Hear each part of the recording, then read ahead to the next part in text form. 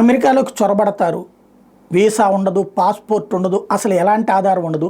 విదేశాల నుండి వస్తారు. వచ్చినటువంటి వాళ్ళందరూ పోలీసులు అక్కడ పట్టుకుంటారు. లేదంటే కనుక అక్కడ సైన్యం పట్టుకుంటుంది, లేదా బార్డర్ సెక్యూరిటీ ఫోర్స్ పట్టుకుంటుంది. పట్టుకోగానే వాళ్ళు మేము శరణార్థులు అంటారు. వాళ్ళని శరణార్థి శిబిరం అంటే ఎలాగా వాళ్ళకి తిండి పెట్టాలా, వాళ్ళకి వసతి ఉంచాలా, ఇవన్నీ చేయాలి. ఆ తర్వాత తిప్పి పంపాలంటే డిపోర్టేషన్ లేదు, రూల్ ప్రకారమే లేదు. దాంతో కొన్ని రోజులు పోయాక వాళ్ళు కోర్టుకు వెళ్తారు.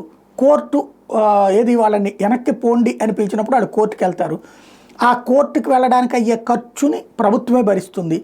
వాళ్ళు ఆ తర్వాత కోర్టుకు వెళ్ళాక కోర్టులో ఉన్నటువంటి జడ్జెస్ వాళ్ళని అమెరికాలోనే ఉండేందుకు అనుగుణంగా తీర్పులు ఇస్తారు. గత్యంతరం లేక వచ్చారు కాబట్టి అన్నటువంటి.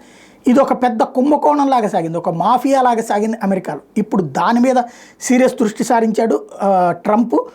తాజాగా అలాంటి జడ్జిలు ఎవరైతే సీనియర్ ఇమ్మిగ్రేషన్ లీడర్షిప్ అంటే అధికార యంత్రాంగం, అలాగే అలాంటి తీర్పులు ఇచ్చిన న్యాయమూర్తుల మీదన విచారణకి ఆదేశించాడు.